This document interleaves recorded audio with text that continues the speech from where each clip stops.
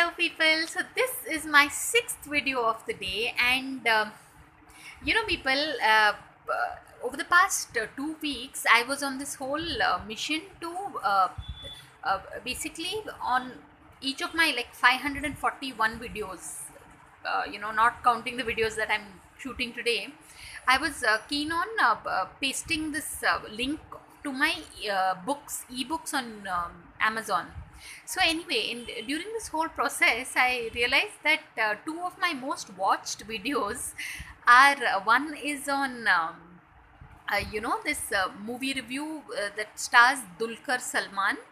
It was, I think, Kali, the movie. It's a Malayalam film, and second video that has got the maximum number of views is why you should not wear a nose pin.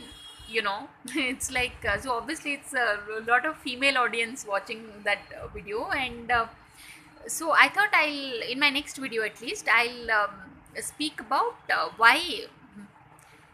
Yeah, I mean, like in this video, that this thing about that nose pin thing is, people, it's but if you really think of it, I feel this nose pin sort of thing was a form of like a branding, like branding in terms of branding as in slave branding. Like they say the whole nose pin culture came from the Mughal era. It began in the Mughal era, and so basically all these Middle Eastern countries, see, yeah, I mean, it's been said that hair is the most beautiful feature of a woman, but in certain communities where it is not permitted to show your hair, it's only your face that is seen, and you're not allowed to put a bindi also. So then I think that's when it's the nose pin becomes very popular.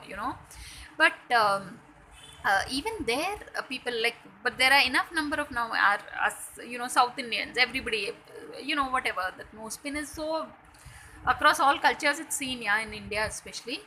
But it your your nose, your nostrils are so tiny, yeah, I mean, it, you allow air into the body, oxygen into the body in such